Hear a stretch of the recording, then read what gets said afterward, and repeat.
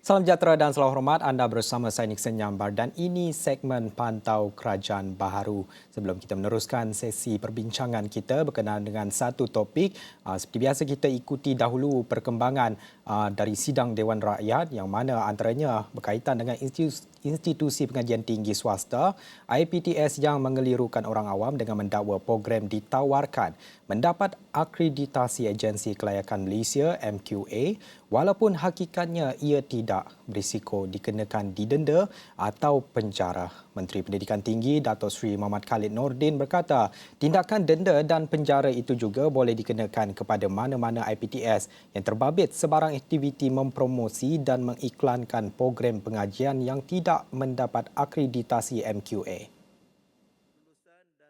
Beliau memaklumkan semua tindakan itu boleh diambil berdasarkan Seksyen 96 dan 97 Akta MQA, Akta 697. Namun sepanjang tahun lalu sahaja hanya satu aduan diterima berhubung penawaran program dibuat IPTS tanpa akreditasi. Pihak kementerian sentiasa memandang serius sebarang isu yang melibatkan integriti dan pengiktirafan institusi pendidikan tinggi. Justru pihak kementerian sentiasa menjalankan pemantauan dan penguatkuasaan ke atas IPT bagi memastikan IPT sentiasa mematuhi akta dan peraturan yang berkuat kuasa. Mana-mana IPTS yang didapati menawarkan program yang tidak mendapat akreditasi tetapi telah mengelirukan pihak awam dengan mendakwa program tersebut telah mendapat akreditasi MQA, mereka boleh didakwa dan dikenakan tindakan di bawah Seksyen 96 dan 97 Akta MQA. Kedua-dua seksyen ini memperuntukkan bahawa mana-mana orang yang mendaftarkan pelajar bagi sesuatu program yang didakwa sebagai program diakredit tanpa suatu perakuan melakukan suatu kesalahan dan boleh apabila disabitkan didenda tidak melebihi RM100,000 atau dipenjarakan selama tempoh tidak melebihi 2 tahun atau kedua-duanya sekali. Malah di bawah Seksyen 97, sebarang aktiviti mempromosi dan mengiklankan program pengajian yang tidak mendapat akreditasi MQA boleh apabila disabitkan didenda tidak melebihi RM200,000 atau dipenjarakan selama tempoh tidak melebihi 3 tahun atau kedua-duanya. Beliau berkata demikian menjawab soalan Ahli Parlimen Kinabatangan Datuk Seri Bong Mokhtaradin ketika sesi jawab lisan di Dewan Rakyat pada Isnin. Menerusi soalannya, Bong Mokhtar meminta Kementerian Pendidikan Tinggi KPT menjelaskan usaha yang dilakukan dalam mengawal pertumbuhan IPTS yang tidak mendapat pengiktirafan MQA. Pada masa yang sama, Muhammad Khalid berkata sehingga Januari lalu terdapat 416 IPTS yang didaftarkan di negara ini membabitkan 56 universiti, 34 kolej, 316 kolej universiti dan 19 kampus cawangan universiti luar negara. Beliau berkata seramai 513 pelajar mengikuti pengajian di IPTS dengan 59,000 daripada membabitkan pelajar antarabangsa. Baik, itu dia apa yang dikatakan oleh Menteri Pendidikan Tinggi itu Datuk Seri Muhammad Khalid Nordin yang mana berkaitan dengan topik perbincangan kita pada petang ini yang mana topik perbincangan kita pada jam ini menyentuh berkenaan dengan usaha pelbagai pihak terutama sekali dalam memartabat pendidikan tinggi negara khususnya melibatkan institusi-institusi pengajian tinggi tempatan dan melihat kepada bagaimana kerajaan dan kepimpinan di peringkat IPT itu sendiri dapat memacu peluang dan kemahiran khusus sekali buat pelajar-pelajar tempatan dalam melahirkan modal insan yang berkualiti tinggi dan berdaya saing. Ini sekaligus memacu pertumbuhan pembangunan dan ekonomi negara untuk tempoh jangka masa panjang. Arus global yang dihadapi kini memangkinkan pelbagai pihak untuk menggembleng tenaga dalam mengadaptasi kepada cabaran semasa. Antara prospek bidang yang dilihat berkeperluan pada masa ini itu antaranya berkenaan dengan digital, teknousahawan dan TVET menjadi perhatian sektor-sektor berkeperluan pada masa kini. Malah Kementerian Pendidikan Tinggi KPT sebelum ini menyuarakan hasrat supaya kerajaan boleh memperuntukkan sejumlah nilai yang besar dalam Belanjawan 2023 untuk merealisasikan pelan pendigitalan kementerian itu. Dan untuk bercakap lebih lanjut berkenaan dengan topik kita pada jam ini, kita nak bersama dengan Profesor Zaharum Nain, iaitu Pengerusi Pergerakan Tenaga Akademik Malaysia Gerak, yang juga Profesor University of Nottingham in Malaysia. Pertama sekali Prof, terima kasih kerana menyertai kita pada petang ini. Kita nak tanyakan bagaimana sebenarnya institusi pengajian tinggi IPT tempatan ini dapat dimartabat di negara kita dan di mana kita sekarang sebenarnya di peringkat global ketika ini. Terima kasih kerana menjemputkan saya ke sesi petang ini. Untuk menjawabkan soal saudara Nick tadi, berasaskan pengalaman saya mengajar di IPTA dan juga sekarang di IPTS untuk beberapa dekad, ada beberapa perkara yang harus dibuat oleh beberapa pihak untuk memartabatkan IPT secara umumnya di Malaysia. Saya bagi 3 perkara. Pertama ialah pandangan terhadap IPT dan peranannya harus diubahkan. Nampaknya pandangan dominan pada ketika ini ialah IPT merupakan satu gedung untuk menyediakan tenaga manusia untuk pasaran. Pandangan neoliberal ini perlu di-overhaul dan satu pandangan atau falsafah yang lebih menyeluruh dan kritis harus dihasilkan dan dipraktikkan seluas-luasnya dalam IPT. Pandangan atau falsafah alternatif ini ialah bahawa IPT adalah medan bertukar pendapat dan juga medan di mana pendapat-pendapat berbeza diketengahkan, dibahas, dikritis dan mengikut persekitaran mungkin diubahkan atau diperbaiki. Ya. Ilmu bukanlah sesuatu yang statik, ianya dinamik dan kerap berubah dengan perjalanan masa dan perkembangan masyarakat. Ya. IPT is part of society in many ways. Jadi IPT harus dilihat oleh semua pihak sebagai arena atau medan untuk menguji ilmu. Ya. IPT tidak seharusnya dilihat sebagai satu finishing school atau degree factory atau gedung ijazah. Ya. Buat masa ini ramai ahli masyarakat, dari ahli politik ke ibu bapa, ke pelajar dan ke masyarakat umum masih berpendapat bahawa IPT ialah gedung tersebut dan ijazah yang diperolehi adalah satu pasport untuk memasuki alam pekerjaan. Tetapi apa yang kerap kali dihasilkan di peringkat sarjana muda, di peringkat sarjana dan juga di peringkat lebih tinggi seperti peringkat PhD adalah individu dan golongan yang masih mentah atau setengah masak. Ini saya rasa bukan silap pelajar, tetapi silap pandangan oleh mereka yang meneliti dan menentukan dasar terhadap peranan atau reason for being university atau IPT. Ya. Itu dari segi falsafah yang saya rasa harus kita teliti dan mungkin pada pendapat saya harus diubah pandangan tersebut atau falsafah atau pendirian tersebut. Ya. So dari segi praktik pula, IPT haruslah dipisahkan daripada pengaruh dan tekanan politik. Ini kerap kali telah disuarakan, terutamanya politik pemerintah. Kritikan dan keputusan terhadap ahli lembaga pengarah IPTA oleh kerajaan campuran baru ini menunjukkan bahawa pengaruh politik telah lama berada dalam IPTA. Ini tidak seharusnya diberikan atau demand sendiri ruang otonomi supaya mereka tidak dikuasai oleh mana-mana pihak politik, agama, etnik dan sebaliknya. Dan harus menekankan dan memperjuangkan autonomi akademik. Ini yang buat masa yang lama tidak dibuat oleh ahli-ahli akademik sendiri yang memimpin universiti atau IPT tersebut. Undang-undang yang menyekat kebebasan dan autonomi seperti Akta Universiti dan College Universiti, AUKU, harus dimansuhkan. Dan satu suasana kebebasan berfikir dan berbincang dan berdebat harus disemaikan. Bagi golongan akademik IPTA pula, Akta 605 yang ramai anggap menyekatkan mereka dari menghasilkan pendapat atau pandangan, terutamanya pendapat yang berbeza dari pendapat mainstream atau aliran utama. Ini harus juga dimansuhkan. Ya, ketiga ialah soalan intake. intake ke IPT terutamanya IPTA seharusnya berasaskan merit. Ramai orang termasuk gerak kata sedemikian. Sistem meritokrasi harus dibawa kembali, tetapi satu sistem meritokrasi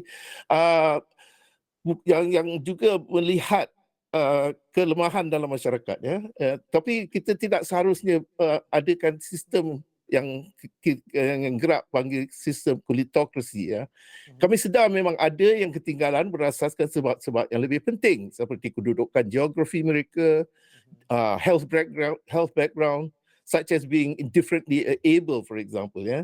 Jadi selain daripada satu sistem meritokrasi, masalah latar belakang lebih luas daripada hanya latar belakang etnik harus difaktorkan dalam proses pengambilan pelajar. Race or ethnicity should never be the primary issue of concern anymore in terms of intake, ya. And this applies for the recruitment and training of academics as well. Dari segi tenaga pengajar, ya. Sistem berasaskan etnik ini harus dihapuskan, ya. Faktor-faktor lain lebih penting saya rasa adalah yang penting harus diperjuangkan. Ada beberapa faktor lain yang perlu diambil kira untuk mempertabatkan IPT dan meningkatkan prestasi pelajar, tetapi saya rasa yang tiga yang telah saya utarakan di sini adalah yang menjadi key concerns buat si ini.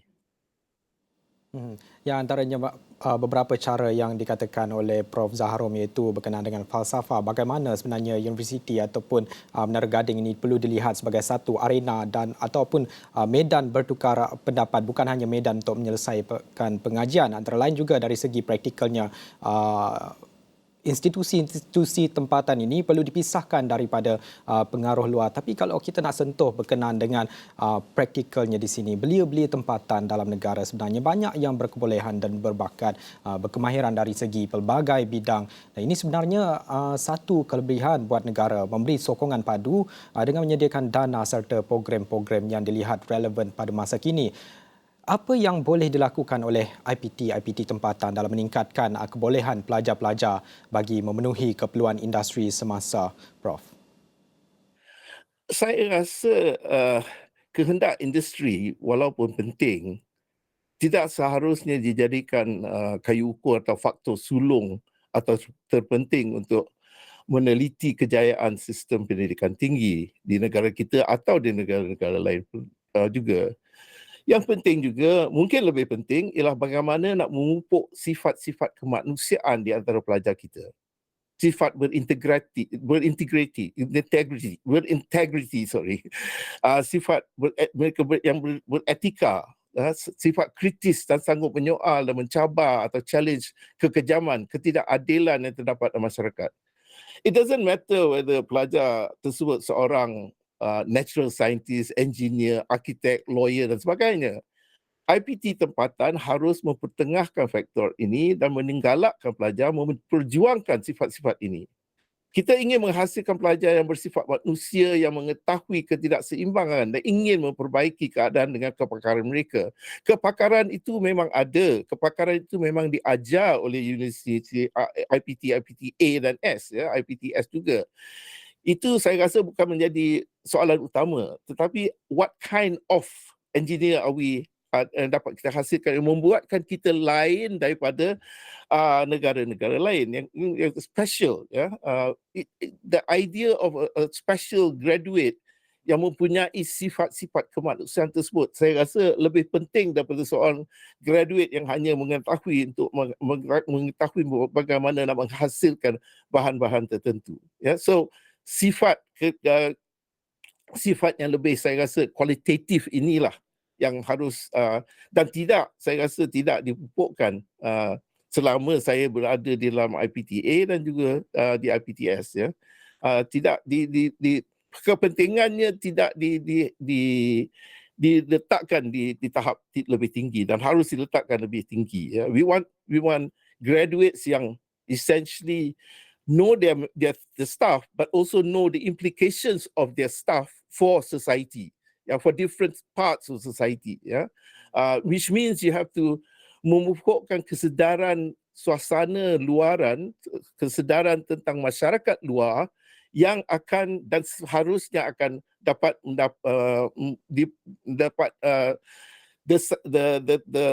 the advantages of that kind of graduate, not just a graduate who's so first class dan sebagainya, gets to work and works very very hard, but there's no feeling, no empathy for wider society. Itu pandangan saya. Itu kualiti yang harus dicerminkan menerusi graduan yang kita hasilkan, yang kemudian menjadi seorang modal insan yang membolehkan mereka lain daripada modal insan negara lain. Jadi itu cara yang mungkin kita dapat memartabatkan semula pendidikan tinggi negara. Kita masih lagi nak meneruskan perbincangan dengan Prof. Zaharom Naim, tapi kita nak berhenti rehat terlebih dahulu. Nanti kita nak sambung semula dengan Prof. Zaharom. Kita kembali selepas ini.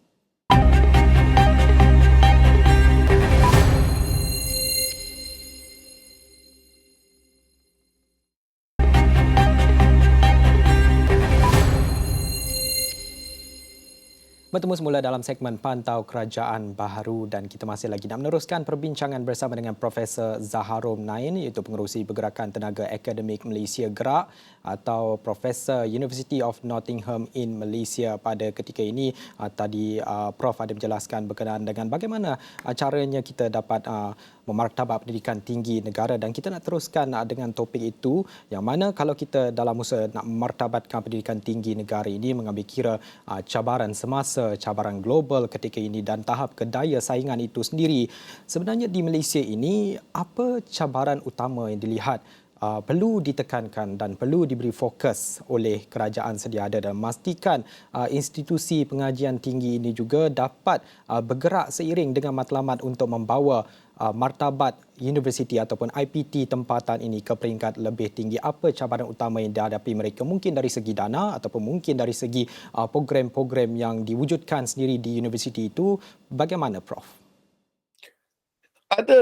Saya rasa dana tu penting, terutamanya untuk IPTA lah, sebab IPTA memang di bawah kerajaan kita. Dana penting, tetapi saya rasa dana sahaja tanpa meneliti bagaimana dana tersebut digunakan, pemantauan tersebut juga adalah penting, ya. Berasaskan apa yang telah dikatakan oleh Menteri tadi, bahawa ada IPTS yang umpamanya menjalankan program-program yang tidak diberi akreditasi oleh MQA. Saya rasa ramai daripada kita sedar tentang kewujudan universiti IPTS tersebut, dan kami tahu reputasi mereka. Tetapi saya rasa pemerintah mereka yang berkuasa juga tahu, dan you might have all the laws available, you might have all the guidelines, tetapi kalau you tak enforce the guidelines, apa gunanya, ya? So saya rasa berdasarkan apa yang Menteri telah katakan tadi, memangnya sekarang kita seharusnya enforce. Dah lama kami tahu, tetapi tidak dienforcekan oleh mereka yang berkuasa, itu menjadi masalah. Very practical. You might have thousands of laws, but if you don't apply those laws, then you got major problems. One of those is essentially umpamanya, and this is where we have to cut to the chase and go to the causes of it all lah, ya. Di mana enforcement, di mana mengikut guideline tersebut telah diabaikan, ya. Tentang kita ada Higher Education Council, ya, Council for Higher Education, yang sebenarnya berasaskan akta, ya, is legal, yang seharusnya menjadi badan yang menentukan jalannya IPTE di Malaysia, dan mereka yang seharusnya mempunyai kuasa. Tetapi untuk beberapa tahun this council telah diketepikan, ya. So let's take a very good look at ourselves, mereka yang berkuasa, and if you're genuine about reform, then actually look at what was proposed. Look what was legislated, and let's do walk the talk lah, so to speak. It can be quite difficult walking the talk, sebab walking the talk means kalau kita ikut undang-undang, kita ikut guideline yang disediakan tentang Higher Education Council ini, kuasa menteri diperkecilkan, ya. So nobody likes their powers to be taken away, fine, but then you already have the law there. you have the guidelines. I think kalau kita tak ikutnya, maka perkara-perkara seperti yang telah berlaku ini, yang telah dikatakan oleh YB Menteri di dalam parlimen, sememangnya akan berlaku. Ya, you can threaten them with lawsuits, you can threaten them with fines dan sebagainya, but this will still go on if you don't enforce the law. Ya, cakap tak serupa bikin. So itu satu perkara, ya. So satu suasana yang mementingkan, umpamanya berkaitan dengan ini, ya, satu suasana yang mementingkan autonomi dan kebebasan adalah utama. Seperti yang saya telah katakan pada permulaan tadi, universiti harus diterajui, harus dipimpin oleh mereka yang memahami apa maksudnya autonomi dan kebebasan. Kita seharusnya mempunyai universiti, IPTA, IPTS yang tidak hanya dikuasai oleh Pak Turut, ya. Pak Turut yang mengikut kehendak menteri, mengikut kehendak parti politik. That's not the case. It should never be the case. That's why when we talk about autonomy, we're talking about the autonomy of the academics, of the leaders of the academics to decide for the university concerned. And if you got lousy people leading, then invariably you're not going to have very good decisions being made. Yeah?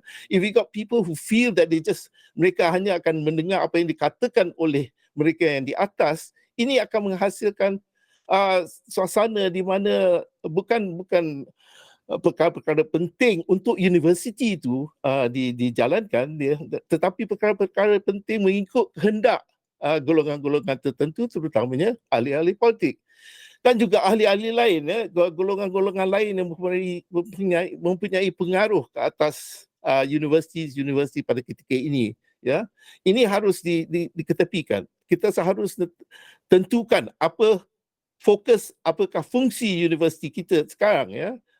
Itu secara amnya, very simply, untuk menghasilkan bukan tenaga pekerja sahaja, tetapi manusia yang memikir, yang mempunyai sifat perikemanusiaan, ya, yang memahami masalah-masalah dalam masyarakat. Ya, satu suasana tersebut harus dipupuk. Ya, everything starts from there. And the genuine removal of political influence. Cakap tak serupa bikin. And we shouldn't just say remove political influence and then we put one political influence, remove it and put another form of political influence. That just won't do for the universities. Yeah? Universities should not be just the punching bag of politicians. Yeah? So, umpamanya, when you can advertise dari segi membawa kita ke tahap di mana ramai masyarakat dunia mengenali Malaysia sebagai hub of education, higher education. You can advertise hundreds and thousands of successful PhDs, umpamanya. As this has been done by some universities in Malaysia. Every year they talk about hundreds of thousands of PhD graduates per particular year. This won't help. This is all superficial. This is cosmetic. Indeed, when you start to menghasilkan hundreds per year, it may lead to the credibility of those PhD holders being called to question. Yeah, we get now, for example, in particular universities, supervisors taking on more than 10 PhD candidates at one time. Yeah. Now, how well can you supervise 10 and above candidates at one time? But that all counts towards a KPI. And this menjadi satu masalah. Ya. Masalah yang timbul akibat keinginan kita mengejar KPI dan ranking antarabangsa. Terima kasih Profesor Zaharum Nain, iaitu pengerusi Pergerakan Tenaga Akademik Malaysia, Gerak, dan juga Profesor University of Nottingham in Malaysia. Saya kira itu saja masa kita dalam segmen Pantau Kerajaan Baharu. Saya Niksan Nyambar. Selamat hormat. Kita jumpa lagi.